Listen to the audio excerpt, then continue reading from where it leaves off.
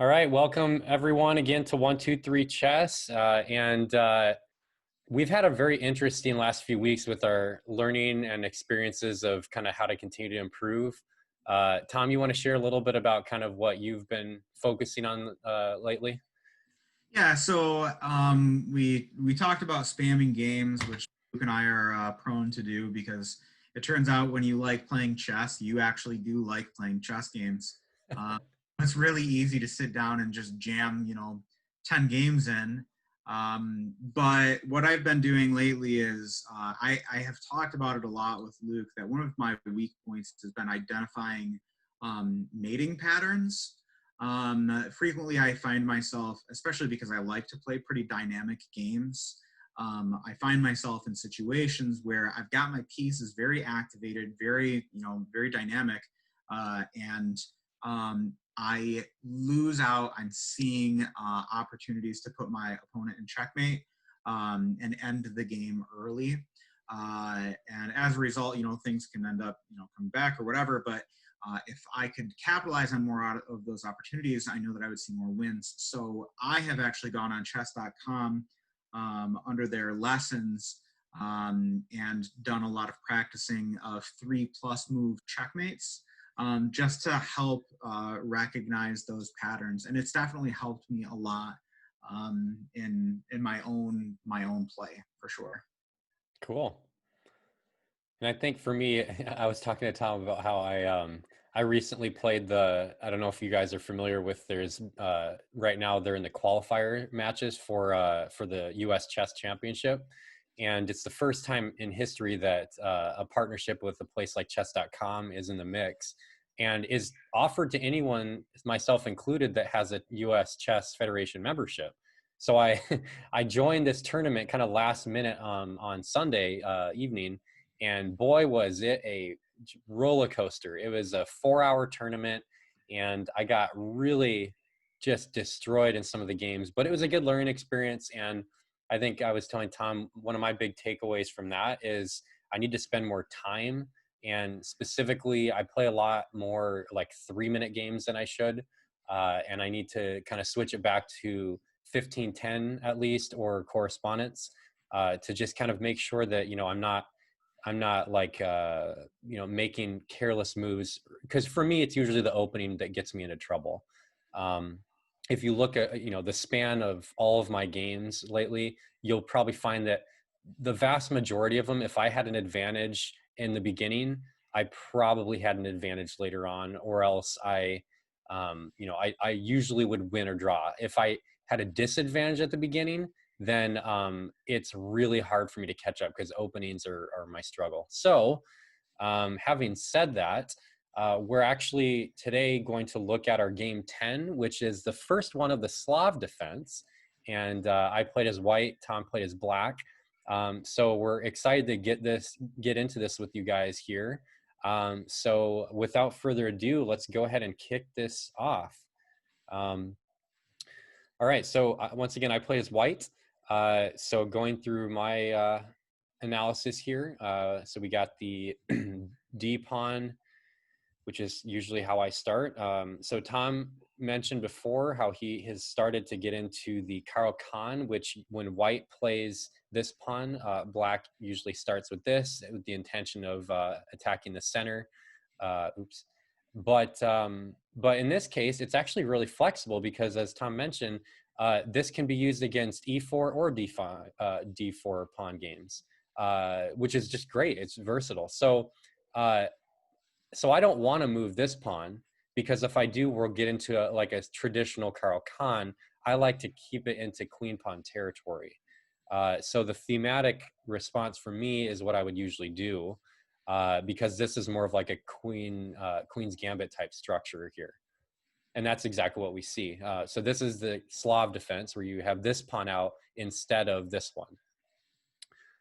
Okay, so then from here, I decide to develop my knight. Usually one of the knights comes out next. Tom replies accordingly. Get both my knights out. Okay, so I just have to say, this is the part when black gets to determine now what kind of line to go into. I'm most familiar with the lines where you know, which are the more traditional Slav defense lines. I don't see what Tom did much, which is the chameleon defense, or chameleon variation rather. And the idea is this shuts down any activity I could have in trying to exploit weaknesses on his queen side, because this square is now controlled. He also can advance this up if he wants. So now I just kind of, you know, did the quiet move to solidify my pawn structure. I mentioned how I don't like it that my bishop is trapped. And this is something I need to kind of get a little bit more acquainted with ideas of if I were to develop that before. Because, you know, people say, especially beginner, like teachers will say like, you know, when you start out in chess, you usually want to get your pieces outside the pawn structure. But in this case, I usually like to get my dark square in the long diagonal. So, and then, you know, bishop comes out, get my other bishop. I also mentioned in my notes that C5 was another option for me. So that's something I was considering, just kind of locking it up. And actually, it's funny because that is exactly what the chess engine recognized too, is that that's pretty thematic in this opening, that you know, when you already have a lock on this, because if he tries to advance here, you can take with the en passant. And so, you know, that's an interesting option, but I didn't do it. Okay, and now opening up for the dark square bishop. I mentioned at this point that I could tell the activity of Tom's pieces, if you can tell, aside from the one knight, is a little bit better than mine. So I really like his position over mine here. But, you know, that's kind of the way it happens with a lot of queen pawn games. You got to wait. Okay, castle. All right, striking at this pawn right away. I really didn't want to take this because I didn't want to open up his rook. I also didn't want to take this because if he moves here, now he can plop his knight into there. And I also didn't want to leave it there because then, well, he gets a free pawn. Now I could have gone here, which actually, Tom, I'm not going to spoil too much here for you guys, but the game we memorized for this week, the Grandmaster game, used that theme. So I never, ever, kid you not, would have thought of that. But now it's in my back pocket as another option I could have done here. It gets you that square open for your bishop where you like having your bishop. Exactly. So it's so weird that, like, of all the, this just goes to show you, it doesn't matter how many times you play position, like Tom mentioned again recently, like, you know, practicing the piano, you know, if you're making the same mistakes over and over again, you need to step back and really study something to make sure that you're getting it right. And in this case, I didn't even see an option that was clearly in front of me. So I just decide here, which, you know, this is also a good move. Bishop comes out. Bishop comes out. Knight comes out. All right, so this point, we're almost getting to my critical moment here, my first one that I analyzed. So this very simple intention. I recognize that Tom's bishop was allegedly one of the most powerful minor pieces on the board. I wanted to take it. So that's the reason why my knight came out there. And notice how there's no spot that this bishop can run to of any of these squares without me being able to take it. And so even if he goes here, then take. Now he could also take this. We won't get into that line right now, but the point is, you know, he's probably going to want to move it, because one thing we both know right off the bat, this kind of take is not good for black because it just demolishes the center pawn structure. All right, so this is my first critical moment. Why? Because this is the moment where I now had the opportunity to do what I set out to do, which was to take that strong bishop. And did I do it? Absolutely not.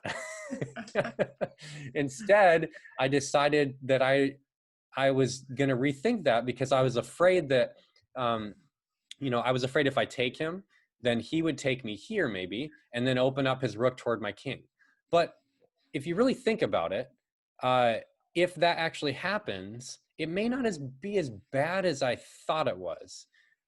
So let's just real quickly take a look at this, because so let's first just kind of go down that road real quick. So if I take it, right, and then this, now actually I did double check Tom too, because I know we discussed this together. We both thought, okay, which technically is better? It actually is better to take with the H pawn. Yep. So, taking with the H pawn. Now the best, that's Tom's best reply. And my best reply is something like this. Now I had two options here that were both pretty good. I could either go here like I kind of did before, which would stop his pawn advance, or I could start opening up the queen side. Now I picked this move because it's more thematic to what I would like to do. And I'm already thinking, I mean, look at all my pieces. Like, clearly opening up the queen side would probably be the most logical route for me to go right now. It's also where my knight is, and keeping my knights take longer to hop over where they want to go than bishops. But again, let's hone in on where my fear was. My fear was this rook that's staring at my H pawn.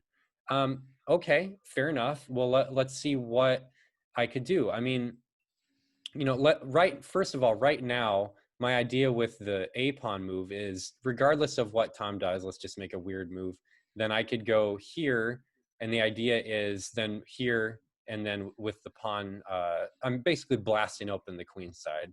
You don't want to do that with the weird move you chose. What's that? I said you wouldn't want to respond that way with the weird move you chose, just because that'd be checkmate. Very, very good point, Tom. Very good point. Thanks for holding me in check there. Yeah, but actually, you know what? That's a perfect bridge point to the next thing I was going to say, and that is, whatever Tom does. Let's say Tom does do that, right? I mean, really, like, what can be done here? So this underscores the fact that my fear was not warranted. It really, and it's, why is that?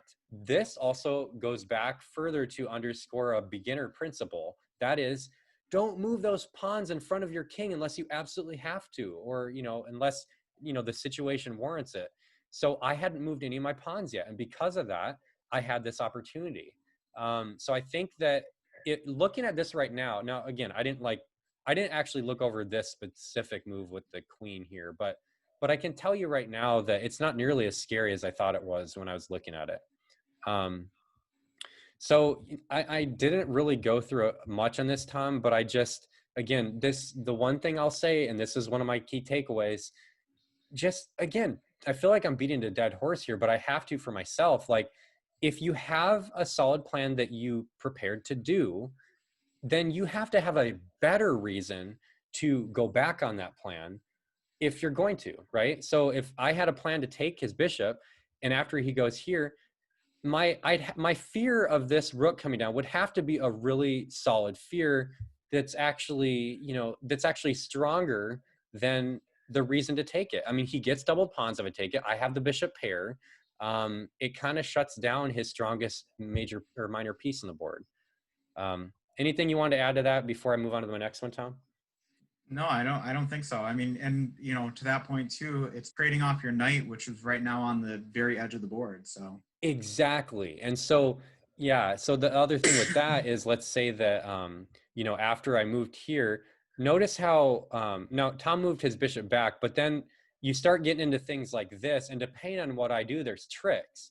And now keep in mind, you have this battery that's facing my stupid knight, and my knight's doing nothing. Like, he might as well take something to get his weird self off the board and get my position a little bit more sensible. So but yeah, that was a really good point, Tom. So okay, moving on, as the game unfolds, we get to this point. And now just to mention real quickly, I moved knight f3 here, but technically this move was my best move in this position, with the same theme of breaking open the queen side right away. So that's something that, it wasn't one of my critical moves, but I took it into consideration. Again, like, everything I've discussed so far are aligned with the purposes I had in this game, whether it be momentary or overarching. Either way, if I had stuck to those purposes and let those purposes those like game plans or strategies, if you will, guide my gameplay and be consistent, it would have helped me out a lot more in this. And I wouldn't have gotten to muddy waters as we did. And so this whole series of moves now you're seeing is just kind of like a dance between our pieces and figuring out who's going to take the first minor piece and how that exchange is going to happen. This is where it happened. And I did like that, obviously, you know, this opened up my rook. It also, you know, my pawn structure is not as good as Tom's, but I have more space in the center now, and I'm really controlling this square, and this bishop's kind of locked in. But then this happens, and this is my critical moment number 2, because one of the things that Tom and I discussed a little bit, and I'm sure he'll go more into it, is it's one of the ways, there's many ways to assess a position and to help you know what move is good to make. One of the ways to assess a position is to look at the strength of the minor pieces on the board. So right now, just, you know, you don't really have to look too much in depth with this. You can see that this knight here, now Tom's mentioned this in the past, but within these squares, right? So all these squares here, within the, if a knight is within those, it has full capacity as to its move options. Furthermore, it's on my side of the board. And furthermore, if I move this knight, then it's, you know, continuing to maintain connection with my bishop. So at any point, if it's advantageous for Tom, he can take it. So yeah, it's a really good piece. And so what happened is this move right here is what the computer said was best. Now let's look at what I did first. So I did this move, which this is also a little bit problematic. I mean, it wasn't a bad move, but you know, it doesn't really accomplish an awful lot. And I don't really want to take it. It actually helps Tom out more than me. But the computer wanted me to take this, but you don't have to look at a computer engine. You don't have to use a computer to figure out why that's the best move here. Because if you look at all the pieces, where does this knight want to go? Well, I mean, like, it can't go here. It obviously can't go here. It sure shouldn't want to go back unless it was going to reroute for a really specific purpose. And this is the strongest minor piece on the board.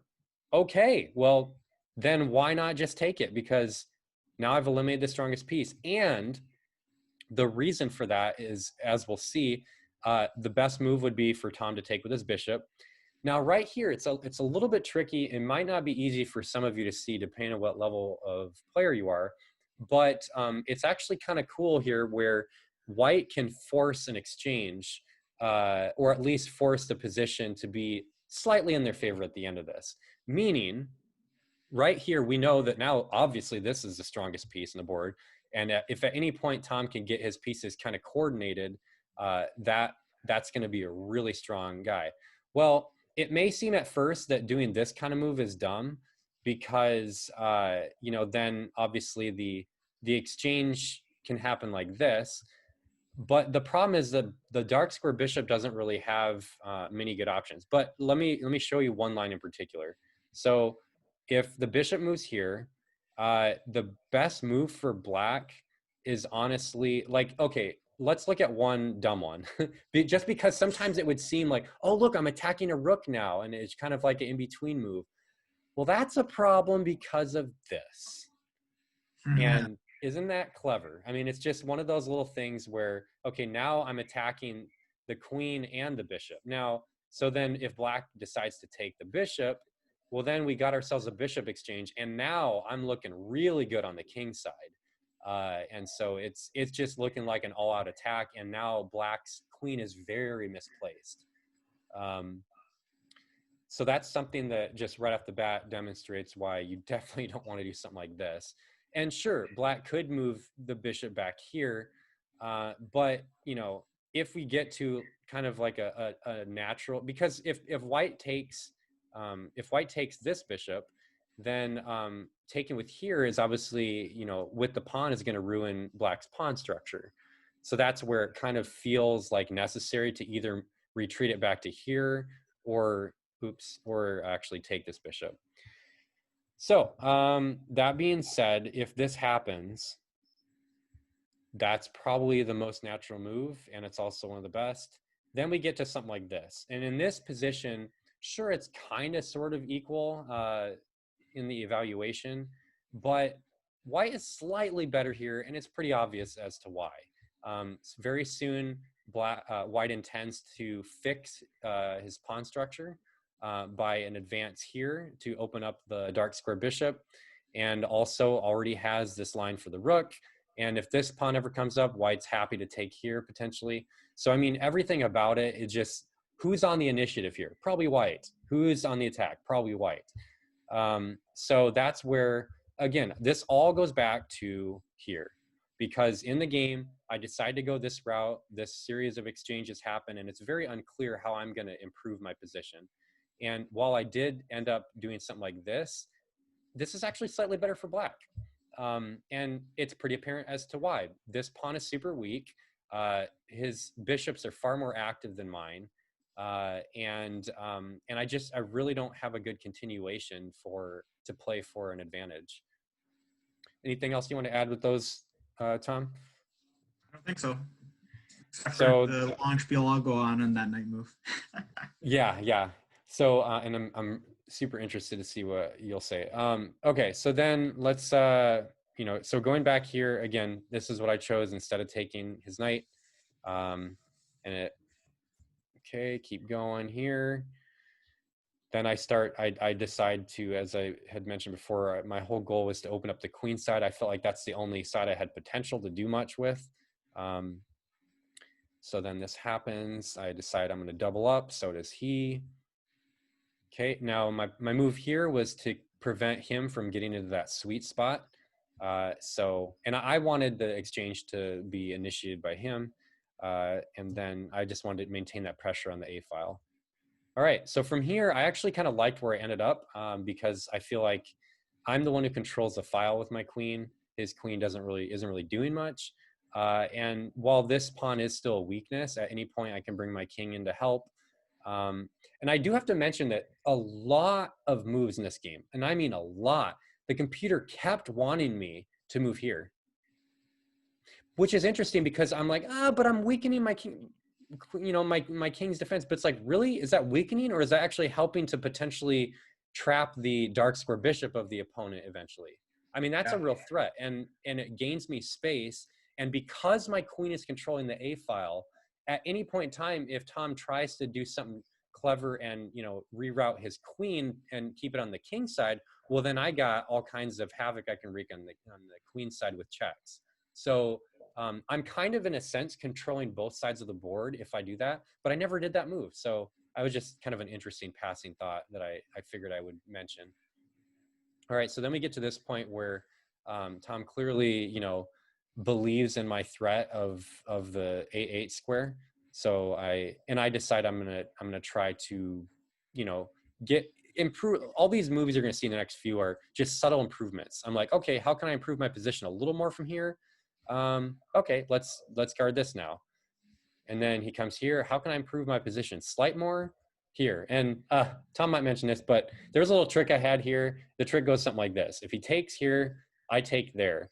Obviously, you can't do something like this because then as soon as my bishop comes in there, then I'm threatening to come here. He would like to come here now with his bishop, but he can't. So regardless of what happens, then this happens, and now the one square he can come to protect that queen promotion won't work. And in the game, Tom actually messaged me and said, "What did you say, Tom?" You're like, "Oh, clever," or something like that. So you saw it. Yeah, so that was my little trick, which obviously didn't work.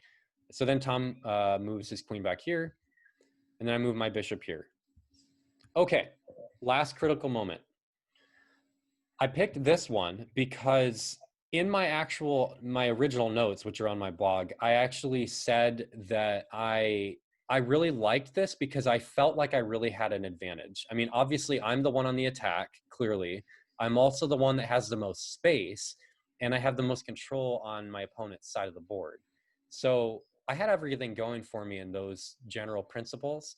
But what I failed to realize here is that I liked it that the black king is now a little more vulnerable than if he was over here.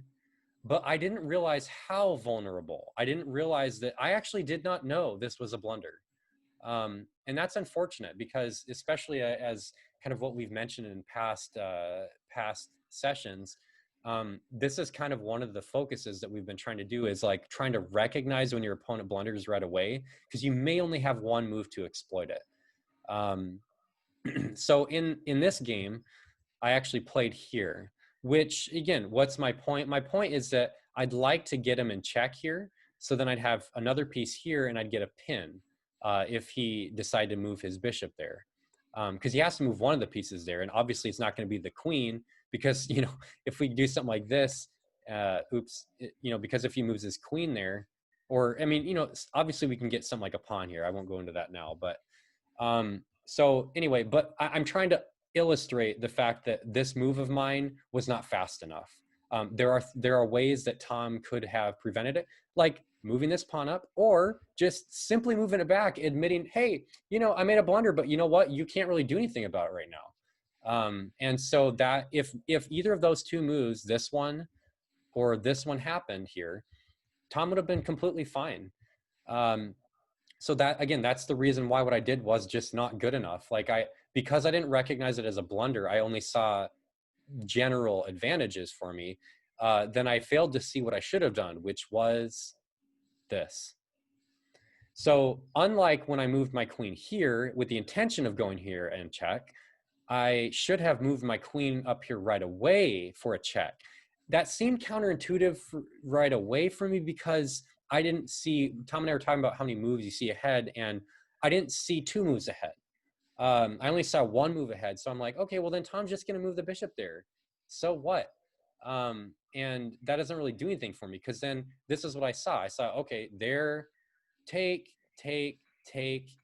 How is that better for me? Like, you know, that's what I saw. I mean, like, Tom, don't you agree? That's not really like That's what I saw. That's what I wanted to happen. I was like, come on, let's make this happen. Let's get right. And so, like, that's the obvious thing, but neither of us was seeing the greater threat, which seems so counterintuitive, because it's like I'm checking him, and then after he moves there, it's like, well, now what?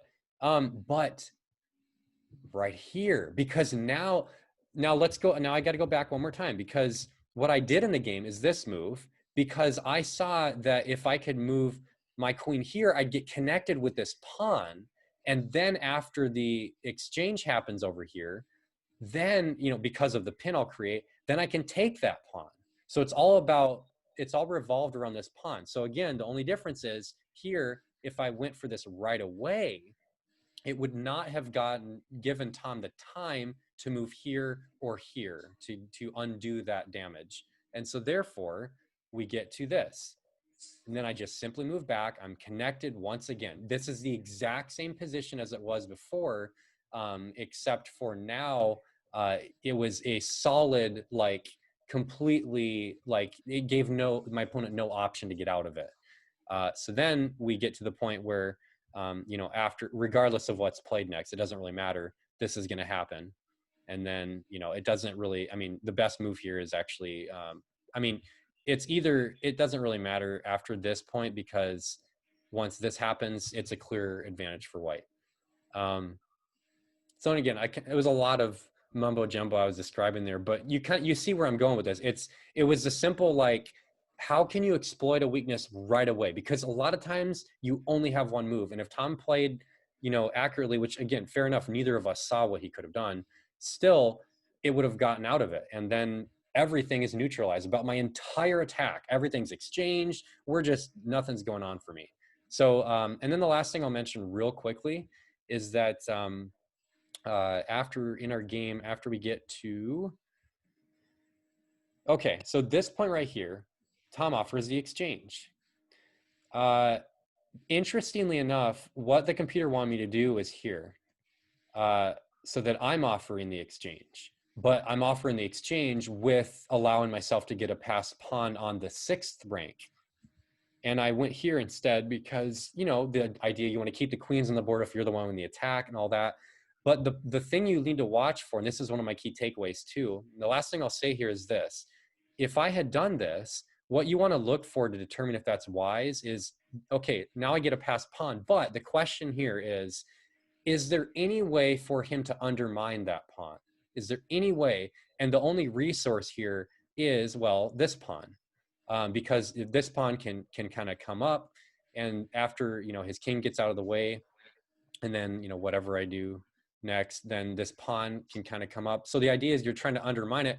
The problem is I have too many pawns here connected that make it renders that impossible. So he's going to have to like babysit it with the light square bishop, which I can get exchanged off. I mean, there's nothing that black can do to neutralize the threat of the 6th rank passed pawn. So it would have actually simplified my position way more if I had done that earlier. But instead in the game, we end up with this type thing. So the funny thing is actually here, I shouldn't have. It was not actually good for me to do it. It turned out okay. But because he already has this pawn ready to take, he can actually create more threats right away. So it wasn't actually wisest for me to do that. It was okay, but yeah. So anyway, my key takeaways are, number one, when you have a major space advantage and you're clearly the one in the attack, your goal should be to find the most efficient line to convert your advantage into a clearly winning position. This will inevitably include exploiting specific weaknesses in your opponent. Number two, don't back down on a reasonable plan that you developed unless you have a better reason to do so, as exemplified in the bishop, you know, me taking his bishop that I should have done. And number three, in the fairly closed positions in the Slav defense, it's always, you have to be cognizant of the pawn breaks and the strength of minor pieces on the board. And then I guess the last thing is just, you know, the queen exchange at the end. You just have to look for how the pawn structure is at the end, and that'll help determine like if you should exchange queens toward the end game or not. And that's it for mine. Cool. Thanks, Luke. So I will kick it off with mine. Flipping the board. Luke and I had talked about this because this is something that I had explored. So I've been doing this C6 opening against the king pawn, and I came to recognize, oh shoot, if I do this in response to the queen pawn too, very frequently, just based on opening principles, right, controlling that middle of the board, white's response is going to be bringing that king pawn out. And that brings us into the Caro Kann, which is what I've been doing a lot. And so I'm very comfortable playing the Caro Kann. And historically, I've not been so comfortable playing Queen's Gambit. I haven't really loved it so much. And so I thought, okay, well, this is a cool opportunity for me to start running this against the queen pawn move in hopes of getting that Caro Kann, which is exactly the game that I want to play. And that's kind of something that Luke and I have talked about as we've started to progress, is doing the moves that you want in the beginning of the game to kind of shape the game to be the one that you want it to be. So knowing what those lines are of like, these are the games that I'm more uncomfortable with, and then take those, okay, well, these are the games that I'm uncomfortable with, but these are the responses that I can give to make me more comfortable and bring this back into kind of my home turf, into the territory that I like playing. And so that's why I've been running this opening. Well, I had discussed with Luke that I've been doing this, and then the idea was, well, what if they don't do that? What if they just do? What if they ignore you and just go for the Queen's Gambit? And it was like, well, you know, that's a real possibility they could. And, you know, we had run it through the engine, and the engine certainly says, like, yeah, this is a totally legit move. You can absolutely do this. And so we had kind of talked about it prior to this, and so it was okay, well, we should explore that. And so we kind of knew that this was going to be happening. I saw, and in response to that, I did a little bit of preparation, knowing that I was going to be playing a game that was going to be similar to this. So just to give you guys a little bit of my process, knowing that I'm going to be playing a game, right? I'm analyzing an opening that I find to be like a point of discomfort for me, right? This is the next logical move in making this, continuing my discomfort. I'm going to be going into this game, and so we kind of talked about like, okay, we're going into the Slav. So what does the Slav look like? And I started to do some analysis of the Slav. And I ended up finding a video on it was St. Louis Chess Club, one of their people going over the Slav defense, and specifically they ended up hitting. They hit up multiple variations, but the variation that I became really intrigued by was. In fact, and this is pretty normal here, just developed of the knights. It was this move here. It was the development of this pawn. It was the chameleon, like Luke said. Historically, when I have played the Queen's Gambit, my usual response is, first of all, I usually am not bringing this pawn out right away, but I'm usually bringing this pawn out right away, which I think what Luke had talked about. And the thing that I just hate about it is there gets to be so much pressure here that often I'm induced to bringing this pawn out. And then I get my knight stuck back here. And because this light squared, this pawn's on the light squared, I can't get this light squared bishop out. And that probably annoys me more than anything else, is the fact that my light squared bishop is just so bogged down. And we had a video where we analyzed a game of ours with what Tom's saying, you guys. Yeah, and I that's such a huge point of frustration for me. I don't like that. And in the chameleon defense, what we're going to get into, the chameleon variation of the Slav, it allows this light squared bishop to be free. And that was what really intrigued me to it, because this is the point of the Queen's Gambit that I just hate. Some of you might be looking at this right now and saying, well, why don't you just bring your bishop out now? Yes, right? Show us. Well, the problem with bringing your bishop out now is this queen gets to come out. And when this queen comes out, now there's that additional pressure that's built up here on this pawn that you've done nothing more to protect. But additionally, there's this pawn down here, which is now going to fall to the queen.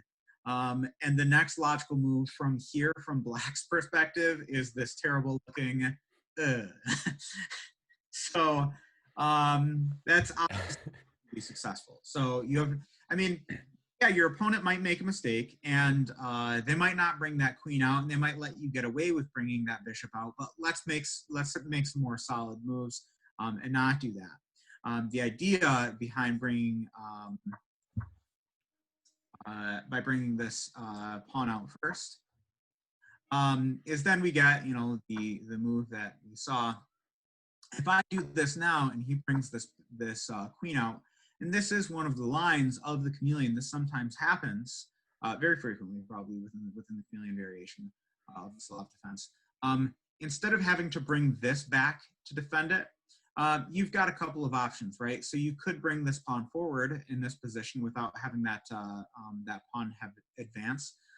If this pawn has advanced, so if instead we get something like this, we still can do it, because when this queen comes out, oh, I took away the attack here, so that's irrelevant.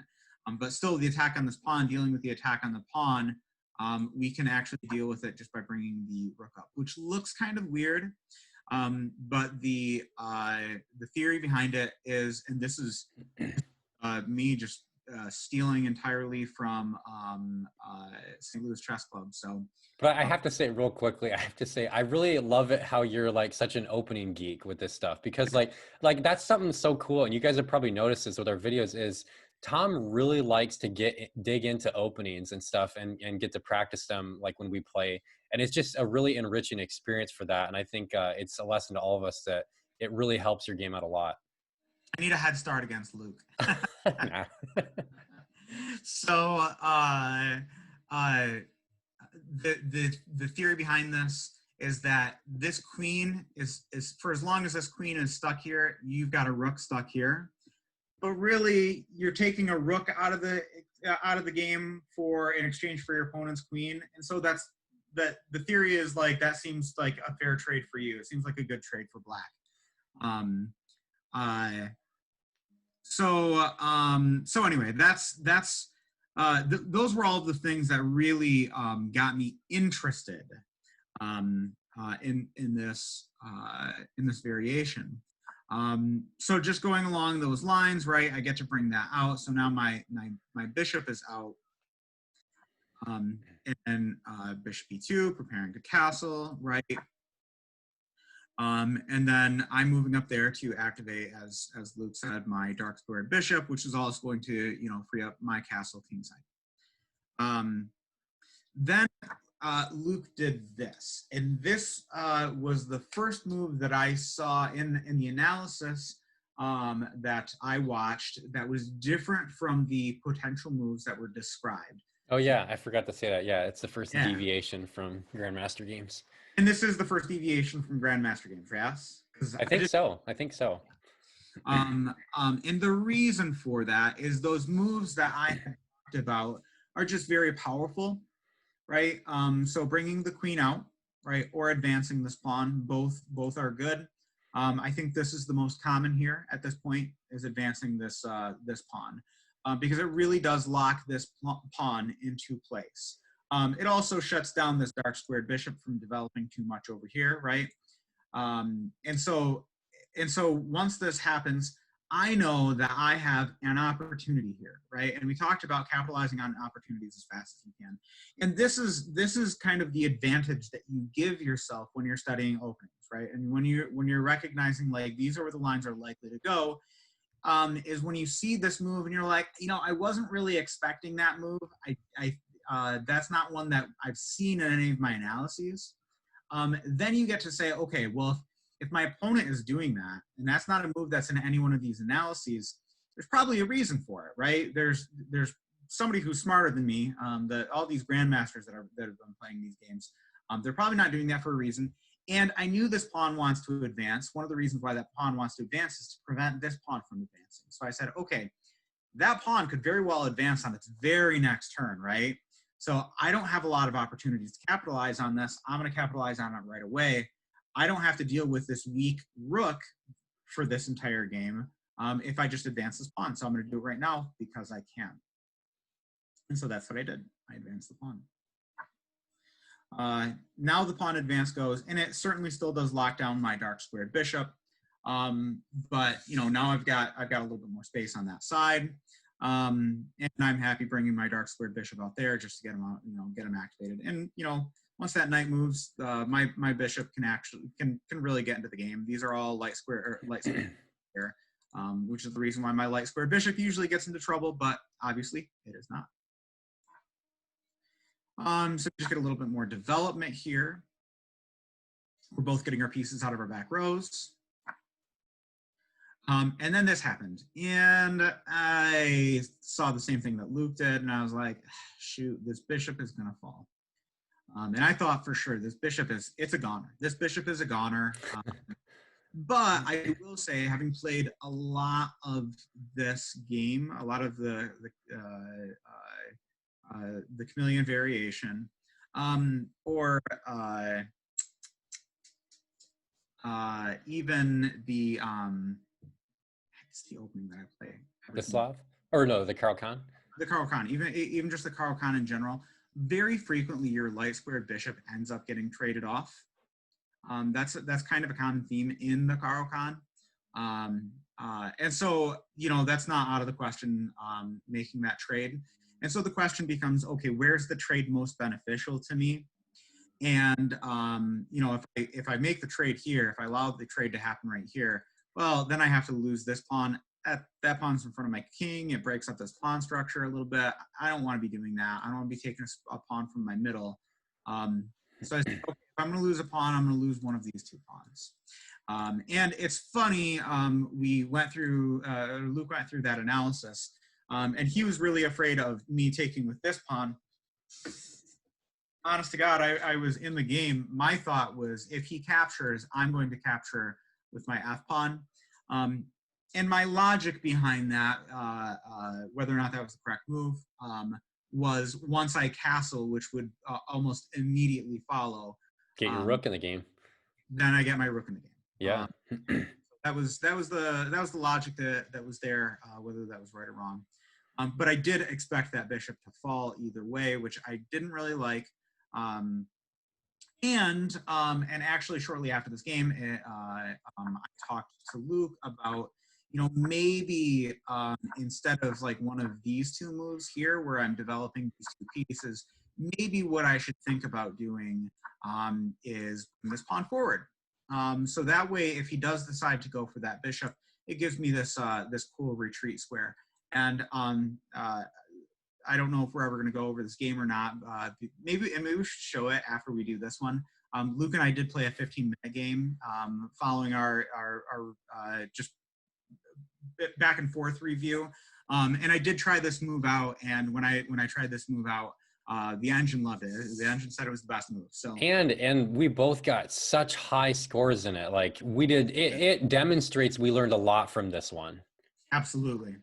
But I didn't do that. So this is, we end up here. I'm certain I'm going to lose this bishop, but I don't. The fact that I didn't lose this bishop, I had thought, in terms of this out here, part of my concern was, okay, well, he's just going to advance this pawn one here, and then I'm going to be kicked regardless. But since he didn't, and he moved the pawn forward too, I was like, okay, well, I don't have to be worried about getting kicked by that pawn anymore. So I can just hop back here. And now if he does the exchange, I can stick my knight in there, and that seems pretty good for me. And then we see Luke bouncing back. And I withdrew. And I know we talked about this in the analysis as to why the heck did I withdraw. Yeah. And I still can't remember why the heck I withdrew. And I ultimately think it probably was best for me to leave my bishop there. I agree. Regardless if you had a bishop or a knight there, that's a strong square. It is a strong square. So I did this, and I think part of it was actually because I was really hung up on a move that would not have been a good one. Admittedly, it would not have been a good one, but it would have been very interesting. The move that I really was actually considering was knight takes c5. Oh yeah, I remember you talking about that now. So this move here, which right on its surface, you're like, oh my gosh, you just sacrificed your knight. Your knight's gone, right? It is gone. Knight's gone. But I get to recapture with my bishop. And the thing that I liked about this was now this bishop is in just a fantastic spot, eyeing down this king here. The only thing that's in its way is this pawn, and because he's moved this pawn forward twice, it's not backing up, right? I'm only ever going to have this one pawn here, especially because he doesn't have a pawn here either, right? It's never even going to be replaced. So I did think like, that would be a really cool thing to do. The only problem is when you're giving that sort of material, I really want to see that I have something a little bit more substantial than just that, right? If maybe following that, I could have like pushed this pawn or something and turned this into like some like really solid attack, I might have considered that. Or, maybe if I could have gained a third pawn out of the mix, that right. Worth it. Yeah, not quite enough compensation. Not quite enough compensation, because it does put me down in material one pawn, the equivalent of one pawn. And that's using the analysis of knights and bishops at 3. I don't know if you've ever heard this one, Luke, but I have read in some books that knights and bishops are actually closer to like 3.5. Oh, that makes sense, though. I've never heard that, but that does make sense, because as the game progresses, unless you only have like one minor piece and the other person has tons of pawns, it's usually in the favor of the person who has the extra minor piece. Yeah. So I didn't do that. I retreated the bishop. It allows him to bring up his knight. Now, one of the things that I did learn in studying those games with the chameleon variation is one of the things they pointed out is your knight is frequently very weak. And if you look, this knight is super weak, right? It's not going to go there because that's going to be that's where it came from. I don't want to drop it back into the back row. That square is already taken by this pawn, so I can't go there. Obviously, you can't go there. My piece is blocking that square. And so this knight is really doing nothing at all. And so one of the common themes is that you want to trade a knight off, and that's exactly what I did. I traded a knight off.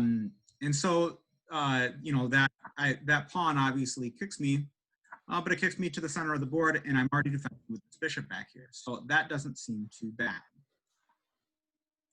Okay, now we get into here.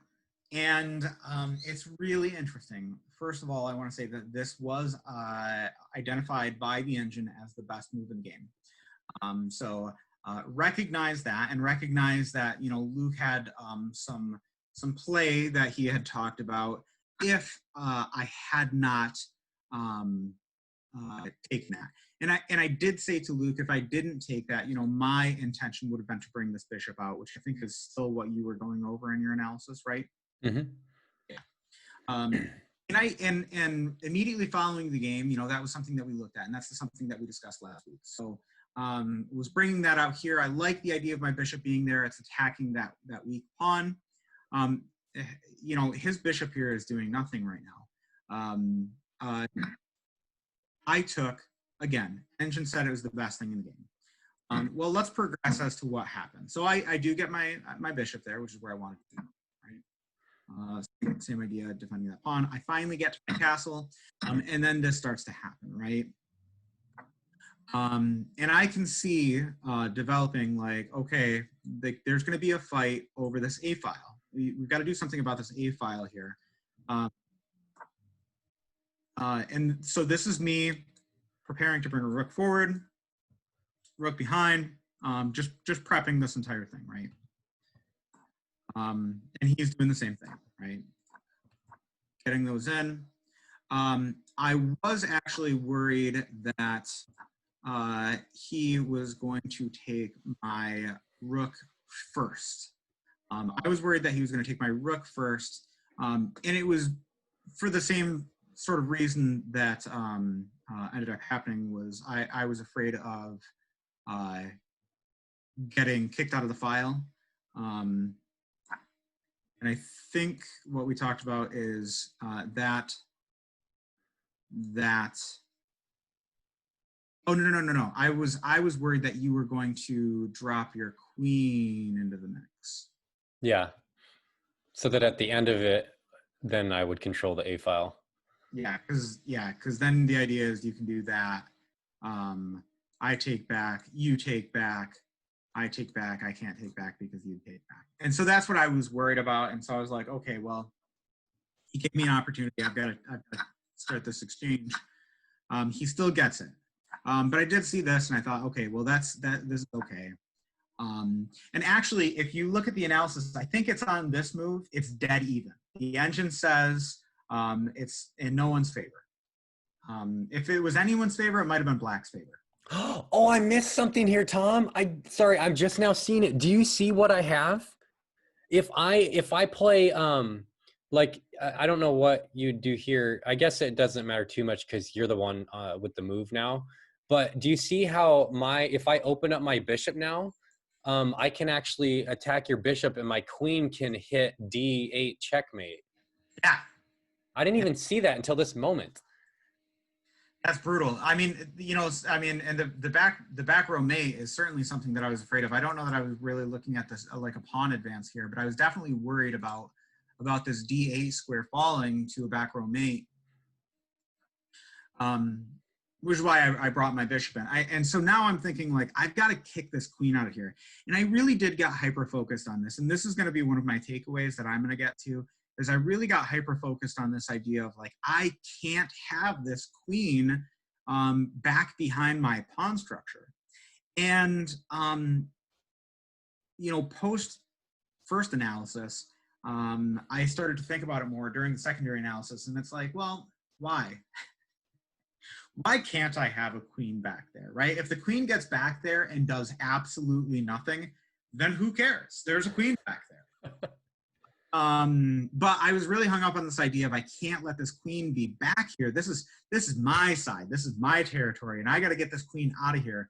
And so I was really hyper focused on that. And so I'm bringing this bishop over here with the intention of like doing something to give this queen the boot, right? I obviously couldn't put it on d8 already because it's undefended, and that's me. So I'm just working on that. And that's why I'm getting my king into the mix. I'm getting my king into the mix with the intention of like, okay, if I have my king on e8, well, then I can drop my bishop down here and I can threaten this queen.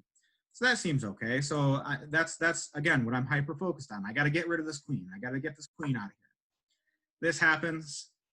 I like desperately want to do that exchange, but nope, I can't do that exchange. That's not going to work out for me. So I, again, have to secede more of my territory and retreat further. Bishop comes in, which I wasn't like prepared for it. I don't know why I wasn't prepared for it. What it was is this entire game, that was such a useless bishop. I had that bishop out of my mind this entire game because I was like, that bishop is useless. He's blocked himself in. He's on all of those dark squares. There's no spot that he can come in except for this one little A square. And that's pretty much like a moot point, right? Nope, he found a way to get it in there. And so now it's more pressure. And so this is, again, the move that was a blunder. And, you know, one of my takeaways there is I needed to really pay attention to the damage that this bishop could do. Again, I was really focused on this bishop, but this bishop can only attack dark squares, right? And right now my queen is on a light square. If this queen has the ability to go to another light square, to retreat to a light square, that bishop never going to touch it. That bishop is never going to be able to touch it. And one of the reasons why I wasn't threatened by this bishop in the first place was because all of my pawns are on light squares. So again, that bishop can't do anything to touch my pawns. The only piece that it can really affect over here are my bishop and my queen. And you know what? If he wants to trade a bishop for a bishop, I'm happy to trade that bishop for a bishop. Mine's not doing that much anyway. The one thing I really want to watch out for is that he's not, you know, going to do some shenanigans and get my queen. And that's why I really wanted to leave this light squared open as a retreat square for my queen. But again, hyper focused, I still was stuck with that idea of like, well, you know, if I get here, I can kick that. And I can't. There's no way for me to kick that at this point. But I thought, you know, if I have one more defender on, then I come down here to attack, and magic happens, and I'm gonna trade off a piece. But I wasn't really thinking of like what options Luke had, which I really should have been thinking of the options that Luke had, because he'd already brought enough power back in here and done things that I wasn't prepared for. So this happens. Again, Luke talked about B8 was the correct move there, but he did that, and I didn't capitalize on my opportunity. Again, this was my entire plan, right? My entire plan, every step of the way. Got to get the bishop there. It's protected by my queen and my king now. I am golden.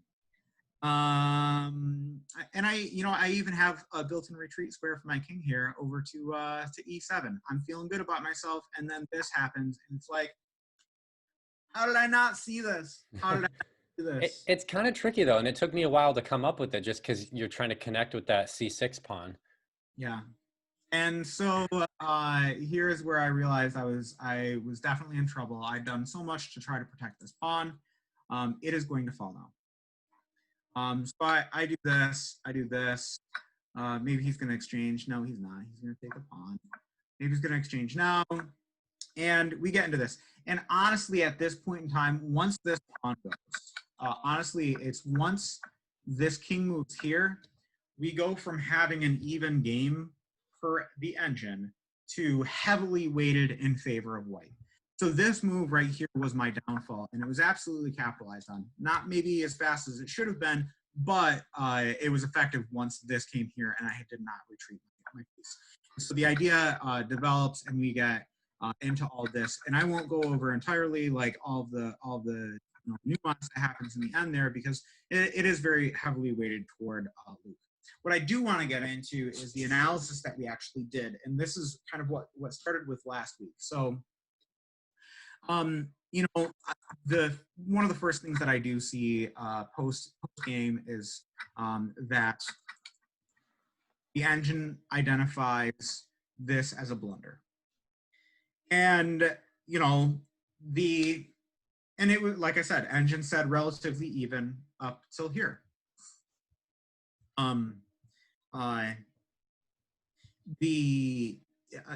So I said, okay, well, you know, I guess that was my mistake, right? Oops, my bad. I shouldn't have done that. Yeah, the chess engine says that's where I went wrong. Yeah, the chess engine says that's where I went wrong, so that must be where I went wrong. What, oh great chess engine, what dost thou say I should have done? And it says I should have done this. Which, looking at the board, I'm like, ugh, really? I should have done that? This was certainly my first thought. Now, I will give some defense to this idea. Okay, this is my brief defense of this idea, and I will even give it a defense to the point of saying I have a takeaway here. The takeaway is, in this position, everything over here is actually locked down, right? Because I advanced this. The computer does want this to happen still, but I come down here and the threat is totally and completely neutralized. I'm guarding this pawn. He has no other piece. Even if he kicks his queen back here, he has no other piece that's going to be able to attack that pawn other than his queen. And my queen is stuck here defending it, and it's blocking that queen.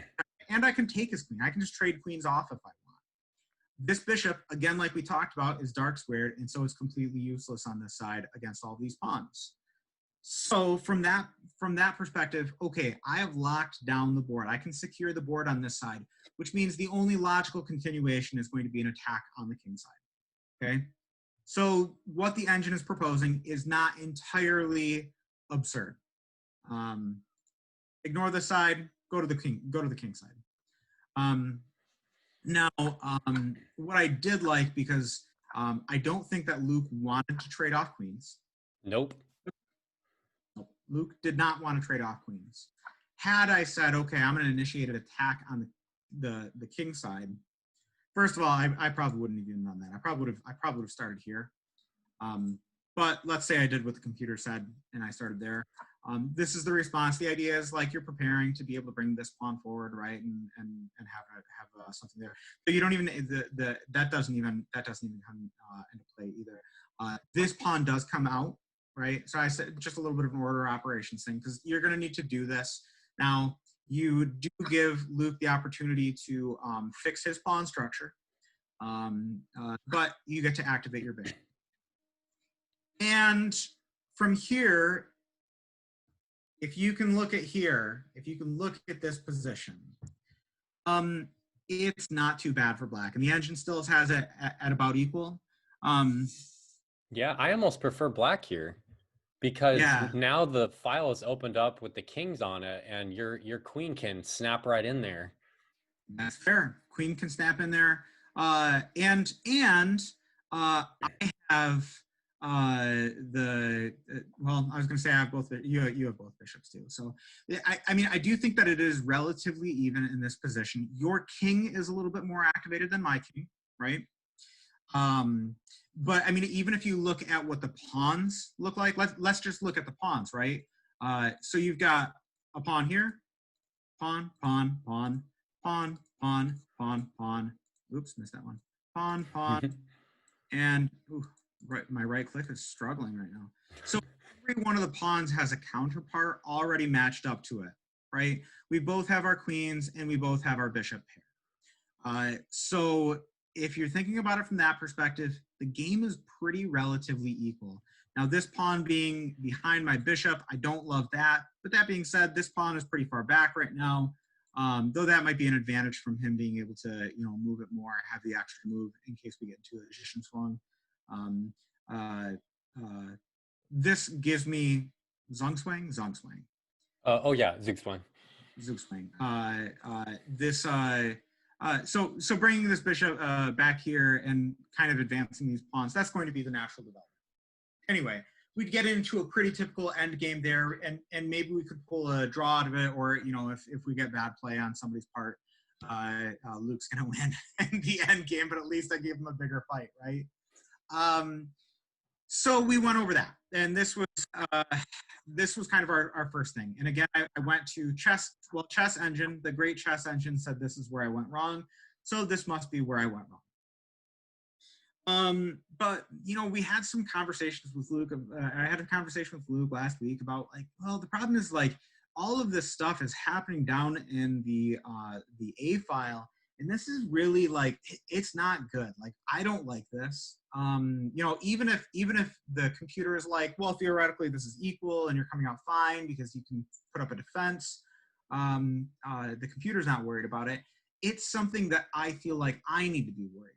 Right? Well, and I think, you know, to underscore what you're saying and piggyback off, I just add real quickly that the whole time I've been making subtle improvements on my position for like the last 12 moves, and I'm the one who has more space, and I'm the one who has more piece play and activity. So I think those things alone, regardless of what the chess engine says, make it really hard to find good moves. Like there's less options of good moves for the defending player. Yeah, so just to give you like kind of a breakdown of how we took this apart, is I said, okay, let's say that wasn't where I went wrong. Let's say, you know, even though the engine is saying like right here we're equal, let's back it up. And all of these were pretty forced moves, right? These are moves that are pretty obvious that we're making.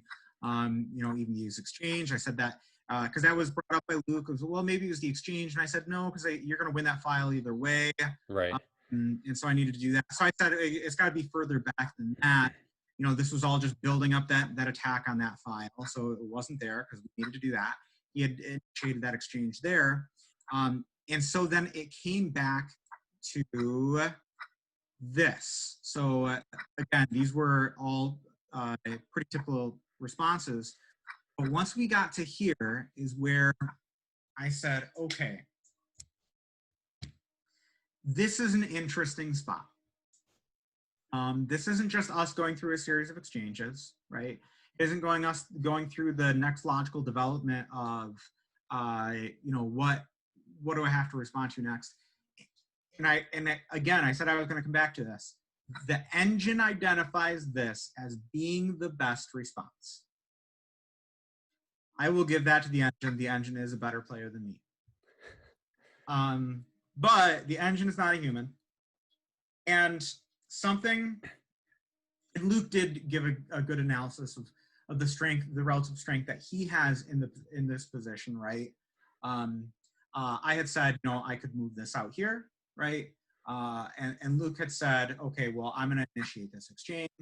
Exchange initiated, that comes out here. I know Luke had gone through the line of me taking. I think me taking is a little bit of an absurd play because this is the best move. I agree. Yeah, so we would have had something like this. Now I don't know. I haven't gone through like what the engine says, and I don't know what Luke would have done in this position. But I do think here we are again relatively equal. I mean, and what we might have had still, we still might have had this, right? Probably. That's probably the logical continuation. I'm gonna get a castle in. Yeah, I don't see why not. Because you need to develop first. Yeah, and you're still gonna end up winning the file. I'm just going through something similar to what actually happened, right? So you're still going to win the file through some exchange like that. I don't know, right? But the idea here, a principle that I violated, that I needed to be aware of, what we went back and looked at, is taking here, and again, all of the stuff that we did there. Think about the number of moves that we played through. That was like, I don't even know, eight moves that I went over. Yeah. The expectation of me being able to go through those 8 moves consecutively in my analysis is going to be hard. I don't know. Maybe it's fair. I don't know. I'm questioning myself once again, based on the analysis that you gave, Luke. But I want to go over what we talked about in terms of the principle of that I violated. This is a very active knight. And that's what I should have really recognized, is this is a very, very active knight. And trading it off, what is that doing for me? What is trading that knight off really helping me with? It's getting rid of my most powerful piece, and he's going to take it back with his bishop. And right now, something that I had already identified was this bishop is completely useless right now. And in fact, when I did my exchange, I took the knight, not the bishop. And the reason why I took the knight, not the bishop, was because I had identified this bishop is pretty useless. And so I had given his knight as more relative more strength than his bishop was at that moment, which it was. But it certainly, that knight, while it might have had more relative strength than the bishop, was certainly not as powerful as my knight was. And so that is really what I feel like I should have looked at more, was the relative strength of those pieces. And that's kind of what we discussed. Again, and we haven't done this yet, but having discovered that was computer recommended best move, right? And so maybe we can say, okay, like if I take a break and I say, what is the board going to look like when I do this? Well, what if he takes? Well, I take. And then we're, because this is something that we've discussed in the past, is going over, more forced moves, right? He takes, I take, right? Well, what's going to happen after that? So that's about as far as I took it, right? Is I've got a bishop on the board. Well, if you just take it one move further, what can he do to challenge that bishop? We talked about bringing that bishop out. Well, that seems like a really logical move, because if he takes, well, that's breaking up my pawn structure. I don't want that to happen. So what are my options? My options there are then, again, to retreat that bishop back, or to take and go over that line that Luke saw. And both don't really seem that great to me. And so I would say, since the engine identifies this as being the best move here, right? Well, maybe, and again, we haven't gone over this, but maybe we should back it up even further. And maybe there was a spot that I went wrong even further than that. Ooh, this is getting good. Yeah. And again, this is kind of spitballing here. Trading off that knight, again, felt good. I had all of this stuff here with my bishop. And so we go back as far as here, right? And this was a move that I identified was probably a weakness, right? Is bringing my bishop down here, because that made this whole exchange into a thing.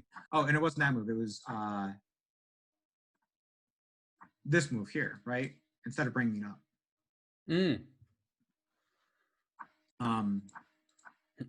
That's what it was anyway.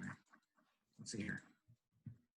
No, it was this move. It was bringing it back there. So I don't know. I mean, and I don't know. I haven't analyzed this, but perhaps from this position, had I castled a little earlier, right? That's one move that I didn't have to worry about. I'm not juggling my bishop as much there. I'm not wasting as much time there. So I get to that point of developing pieces a little bit more. Yeah. I do think, I don't know. All sorts of second guessing. I do think that one of the things that I was thinking about now that I'm going here is I was worried about this move from this position. Oops. So I went back here. I was worried about, like, if I did this, we get that move now, right? And this knight doesn't have a great spot to go. Yeah, I see. That's a good point. Yeah, that knight's really misplaced now. Yeah. But again, so backing it up, I identified that move, bringing that pawn out. Had that pawn come out, even if I had done that exchange, that would have given me a spot for my knight. Yeah, I think that is actually the best takeaway from it. It's not like a direct takeaway, like specifically played out in the game, but if you had done it, then what would have happened would have been similar to the game we played together after this one. Yes. So if we can, and now I'm deviating from a norm a little bit, but I did want to just go over that game real quick, and we don't have to do an in-depth analysis. I just want to show you guys the game we played against each other. Yeah, the game that we played after we had gone through that initial analysis. Yeah, of this one. Playing another game, and it was a live game. It was a draw. Yeah, we got a draw too, which speaks to how we both like understood the position really well and didn't give each other an option to, you know, to really force the win. And if you look at our accuracy was at 96.5 and 95 respectively. Insane. Yeah, insane. We had cumulative between the two of us, 3 mistakes and 2 inaccuracies, 0 blunders. It was a good game. So if you want to see like where we had developed our understanding of this, so far the same. Now we're seeing that move that we had already talked about, right? And getting that pawn weak, developing that queen like we talked about, forcing me to do that. And then here, me bringing out that pawn, just like I talked about. Okay, let's get that pawn into the mix. Here we go. We each got what we wanted now. We each got what we wanted now. And we see this, and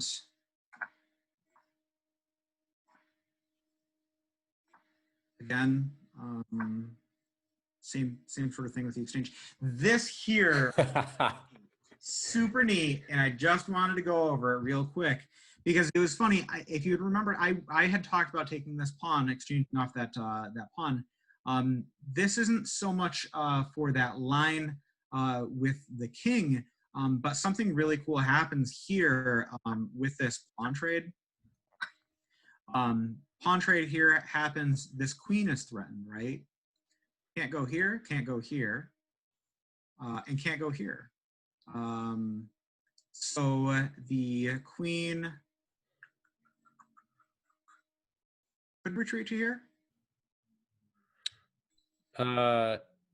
I mean, not without other damage being done, because now you can you can unleash your other bishop. Right, and yes. Oh, sorry. First, obvious move, right? That's the obvious move. That's why. Yeah. So the capture happens, right? Now you capture back. Now you can't go there because the bishop is unleashed. Right? Yeah. Is it possible, Tom, that because you went over the chameleon earlier before you had played the other game we've gone over now, is it possible that maybe you intuitively remembered that move from those lines and didn't realize it? I don't know. I mean, I just think it's so ironic that you found that really novel move that actually is perfect in a different illustration or a different situation. Yeah. I mean, the only thing that I definitely remembered from the analysis that frequently you're looking for an opportunity to sack that knight. Okay. You know, in that, it's like the Scotch game, right? Mm-hmm. In the Scotch game, you have that pawn in the center of the board, that advanced pawn in the center of the board, and frequently in the Scotch, you're looking for an opportunity to sack off that pawn to give you some sort of an advantage in tempo to be able to do something cool. Yeah. And I think this is sort of the same concept, right? So this happens, we take. Now this queen only has 2 squares that it can go where it's not going to fall. So we put it on one of the 2, right? And then from here, what you get is the knight gets to advance. Ooh. Which is just brutal because it reveals this attack with the bishop. And a fork. Yeah, and so this queen has to do something about it. So again, the queen moves again, and then we get a rook out of the mix, right? Oh man, beautiful. Yeah, and I mean, the material exchange ends up being slightly in white's favor, but honestly, the material exchange, slightly in black's favor, but honestly, the material exchange isn't even the biggest thing.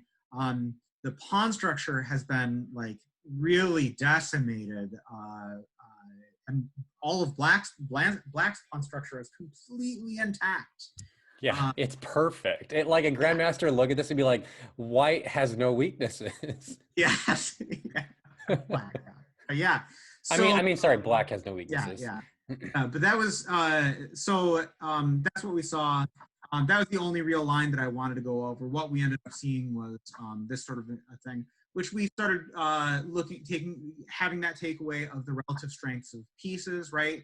And these are where our mistakes happen, but none of them were like crippling mistakes. I have my spot where I can tuck away my piece, which is that theme that I had talked about really wanting to have.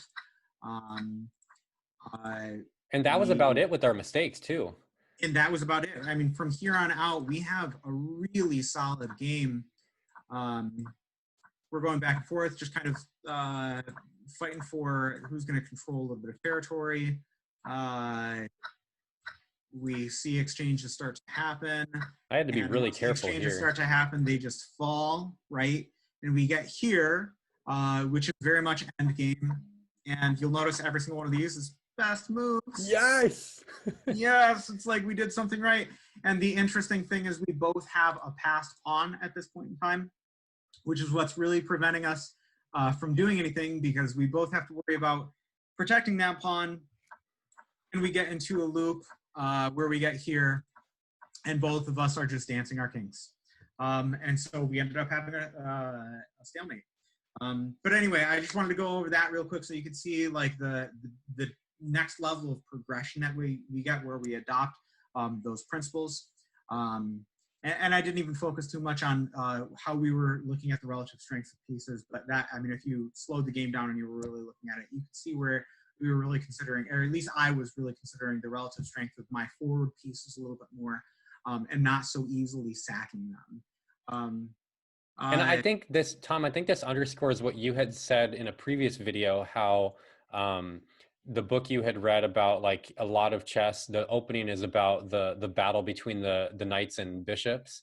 And that comes out here very well, because all of what we're talking about here is understand how to assess the position, strength and weaknesses of your minor pieces, the four pieces. Yes. Yes, and I think that's I'm glad you brought that up, because that is a huge element that is often missed by developing players, is the fact that these mid games, where what you really have coming out of the opening is you have a battle between minor pieces, and you will see, like, what we are doing primarily, me and Luke are primarily just shuffling our knights and our bishops. Look at all these knight moves. You get a pawn move there. But other than that, a lot of knight moves. And in even his pawn moves are really intentional still, like developing a pawn structure, right? The pawn structure is a big reason for what you're doing. But other than that, like, you're not seeing our queens move a lot. You're not seeing our rooks move a lot. You're seeing a lot of bishop and knight moves. And that's until we start seeing material traded off. And once material gets traded off, that's when the rooks and the queen get more activated. And again, that's a general principle. It's not a hard and steadfast rule. If you can get checkmate, get checkmate. Don't avoid developing pieces just for that. I have so much that I would love to talk about. I also memorized the opera game, but I won't go over that now. Instead, let's go over the game that we memorized that was similar to the one that we just discussed. Cool. Okay, which board are you on? I am on my board. Perfect. Okay. No, am I on my board? No, I'm on this engine board. So I might need you to re-invite. Oh yeah, let me re-invite you real quick. Okay. Make sure you're in live chess.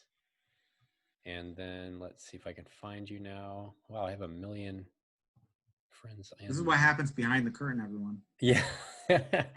We're giving you a sneak peek. Okay, you in? Perfect. I am in. Okay, so let's go back to the beginning of it.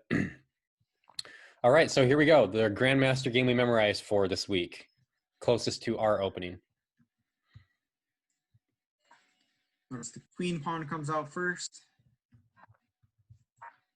So this was slightly different because it started with a traditional queen's gambit before, instead of the transposition that Tom got from the Carl Khan-ish decision.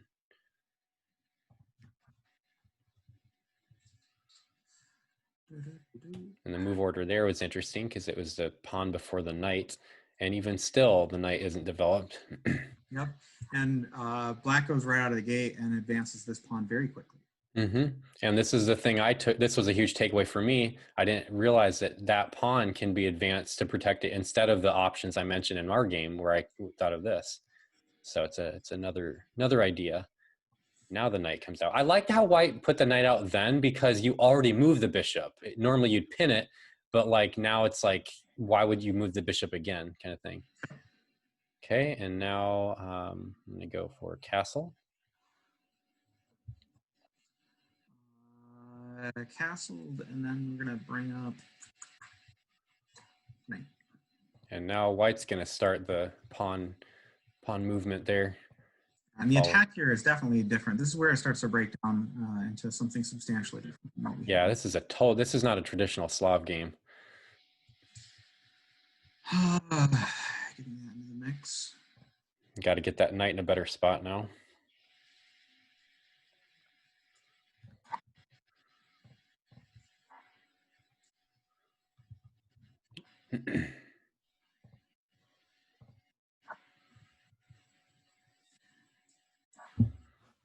Okay, and then let's see. Now I'm going to go ahead and go.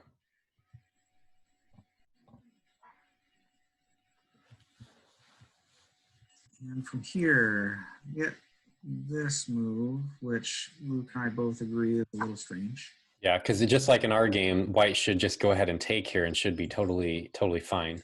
Yep. So, only this H pawn was forward, right? Yeah. And then from here, that pawn goes forward.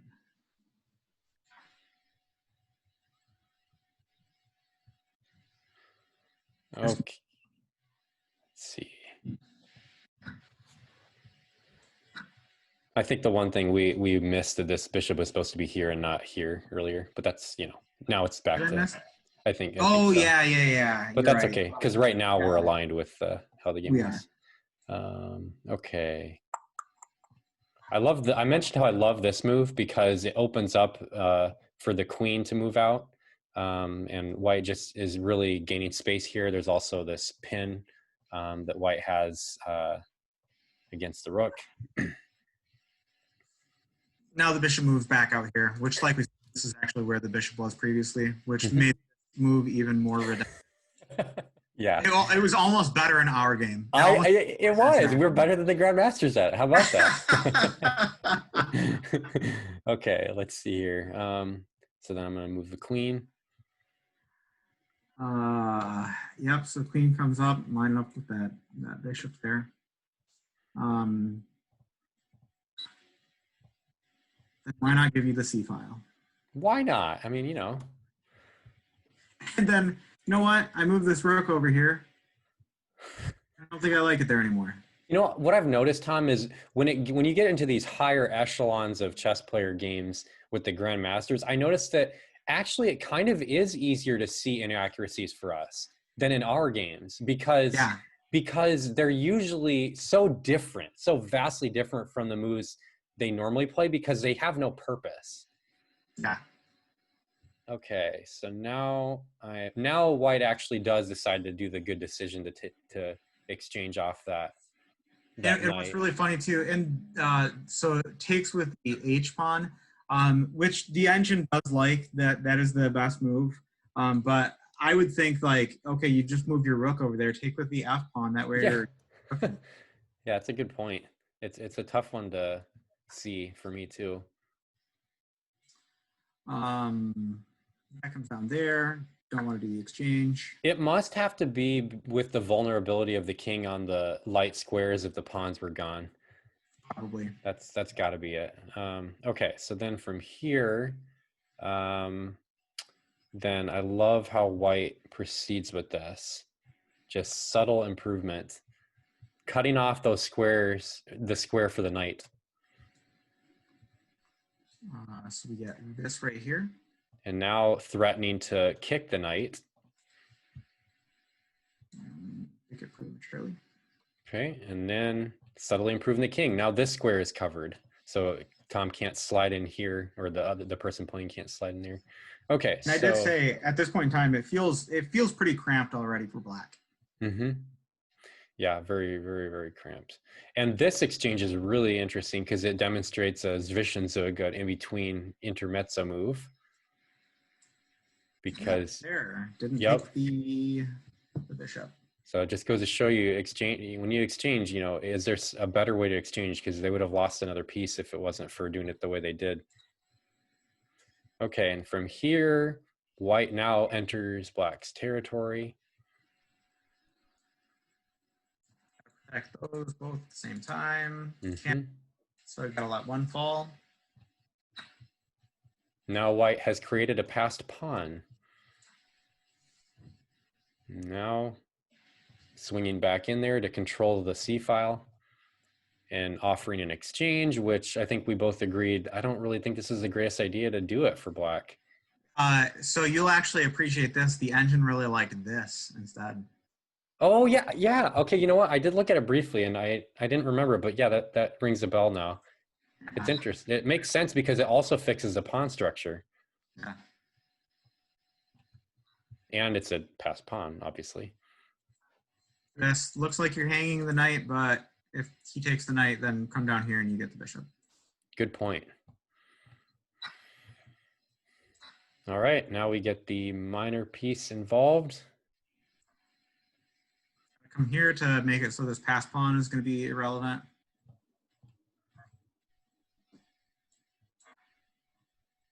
Even though in these kind of more close positions, knights tend to be better than bishops, it's still, especially because, as Tom mentioned before, these are all in light squares. It's still, in this case, it's not exactly that way because this passed pawn alone is a greater threat. And so then this guy's has to babysit it.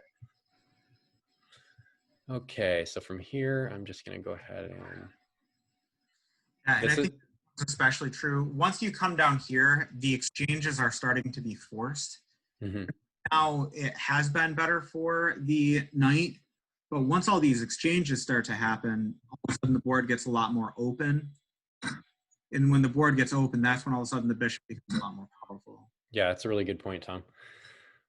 Bishops really like open games, open diagonals. Knights like closed positions. And furthermore, there's only 2 left on non-dark squares. So that's just, you know, icing on the cake, so to speak.